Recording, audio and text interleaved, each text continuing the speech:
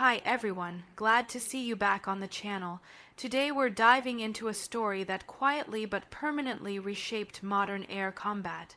It's the story of a single U.S. missile that didn't just improve fighter jets, but fundamentally changed how pilots think, fight, survive, and win in the skies. Its arrival forced enemies to rethink their entire air doctrine, and even decades later, its shadow still looms over every modern aerial engagement. Before this missile entered service, air combat followed rules that had remained mostly unchanged since the early Cold War. Fighter pilots had to see their enemy, lock onto them, and often stay exposed until the moment of impact. Combat was personal, tense, and brutally risky. Whoever stayed in the fight longer usually paid the price. Missiles existed, but they were limited, unreliable, and often forced pilots into dangerously close encounters. Early air-to-air missiles depended heavily on infrared heat signatures or semi-active radar guidance. Heat-seeking missiles required pilots to get behind enemy aircraft, often within visual range. Radar-guided missiles, on the other hand, forced pilots to keep their radar locked on the target the entire time, essentially flying straight at the enemy while broadcasting their position. In both cases, survival depended as much on luck as skill.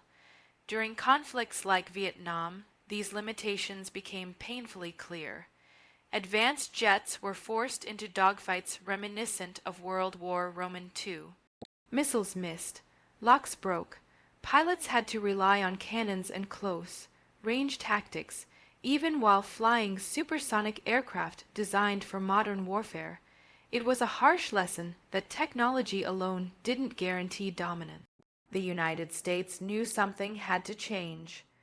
If air superiority was going to be maintained, pilots needed a weapon that could strike from farther away, allow them to disengage immediately, and still maintain a high probability of kill.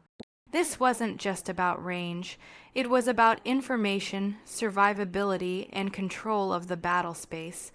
That need gave birth to a missile that would redefine aerial warfare, a missile designed not just to chase targets, but to think, adapt, and strike with unprecedented autonomy.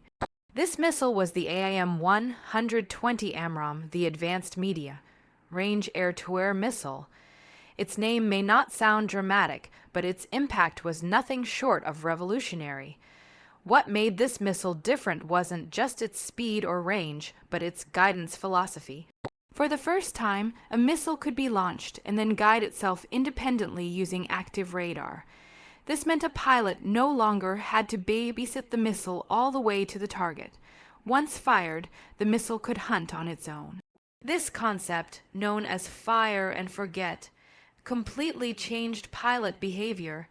Instead of staying exposed, a pilot could fire, turn away, and reposition instantly. The missile would continue toward its target, activating its own radar at the right moment to find and destroy the enemy aircraft. This single capability shattered decades of air combat assumptions. Suddenly, the pilot who fired first had a massive advantage. The enemy might not even know they were under attack until it was too late. Warning systems would scream, but reaction time was measured in seconds, not minutes. The AMRAAM also allowed for multiple engagements at once. A single aircraft could fire several missiles at different targets in rapid succession. This was unthinkable with older radar-guided missiles, which required continuous lock on a single target. Now, one pilot could threaten an entire formation. This fundamentally changed formation tactics. Enemy aircraft could no longer fly confidently in tight groups. Large formations became liabilities rather than strengths. Spread out, cautious, defensive flying became the new normal, all because of one missile. The psychological impact was just as significant as the physical one. Enemy pilots now had to assume that any radar spike could mean death. Even without visual contact, they could be engaged. This constant pressure degraded morale and forced pilots to fly defensively rather than aggressively. Training doctrines around the world were rewritten. Air forces had to teach pilots how to survive in an environment where they might never see their attacker. Situational awareness became everything. Data links, radar warning receivers, and electronic countermeasures were no longer optional. They were essential. The AMRAAM didn't just change how fights happened. It changed how wars were planned. Airspace could be controlled from greater distances. Enemy aircraft could be denied access without direct confrontation. This created what military planners call anti-access zones, areas where enemy aircraft simply couldn't operate safely. For adversaries, this was terrifying. Suddenly, their most expensive assets, frontline fighter jets and trained pilots, could be neutralized before they ever reached the battlefield. Years of investment could vanish in seconds. The missile's effectiveness wasn't theoretical. When it finally saw combat, it proved devastatingly reliable. In real-world engagements, AMRAAM achieved a high kill ratio, confirming what simulations had predicted for years. It wasn't just a technological leap. It was a practical battlefield, proven revolution. One of the most critical aspects of the missile was its ability to receive mid-course updates. While it could guide itself, it could also receive targeting data from the launching aircraft or even other platforms. This meant the missile could adjust to evasive maneuvers, changes in target direction, or updated intelligence. This introduced the concept of networked warfare into air combat. Fighters were no longer isolated shooters. They became nodes in a larger information network.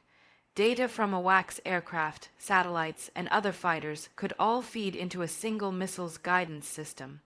This networking made deception far more difficult. Traditional tactics like radar shutdowns or brief evasive maneuvers were no longer reliable. The missile could be guided toward the last known position, then activate its own radar to finish the job. Enemies responded by investing heavily in electronic warfare. Jamming, decoys, and stealth became priorities, but even these had limits. The AMRAAM was designed to resist jamming and adapt to countermeasures. While not invincible, it forced enemies to spend enormous resources just to survive. Another critical shift was in pilot mindset. Dogfighting skills were no longer the primary measure of effectiveness. Instead, information management, radar control, and decision-making became dominant. The best pilots were those who could interpret data fastest and act first. This shift upset traditional views of air combat heroism. Gone were the romantic images of twisting dogfights and gun kills. Modern air combat became silent, fast, and often invisible to outsiders. Victories happened at ranges where the enemy was little more than a blip on a screen. For enemies of the United States, this was deeply unsettling. Air forces that relied on close, range tactics suddenly found themselves obsolete. Training programs had to be overhauled, often without the resources or technology to truly match the new reality. Some adversaries tried to copy the missile. Others attempted to develop counters, but catching up proved extremely difficult. The AMRAAM wasn't just a missile. It was the product of an entire ecosystem of sensors, software, and doctrine. Even today, its influence is obvious. Every modern air-to-air missile, regardless of country, follows the same basic philosophy. Active radar guidance, range engagement, and networked targeting are now standard. The AMRAAM set the template. The missile also changed how air battles escalated. Engagements became shorter and more decisive. There was less room for prolonged exchanges. Whoever gained the first advantage usually won. This reduced the margin for error to almost zero. That reality increased the importance of stealth technology. If being detected meant possible engagement, then avoiding detection became critical. Stealth aircraft and missiles evolved in parallel with weapons like the AMRAAM, each reinforcing the other. This relationship terrified enemies even more. a stealth aircraft armed with long-range fire-and forget missiles represented a nearly unstoppable threat. By the time radar systems detected something, the missile might already be on the way. The missile's impact also extended to alliances. Nations equipped with AMRAAM suddenly gained a massive advantage over neighbors without it. This altered regional power balances and influenced diplomatic decisions. Countries that couldn't acquire the missile found themselves at a serious disadvantage. Their pilots had to fly with the knowledge that they could be engaged long before they could respond. This imbalance shaped air defense strategies around the world. Despite its age, the missile continues to evolve. New variants have improved range, guidance, and resistance to countermeasures. Software updates keep it relevant against emerging threats. The core concept remains as powerful as ever.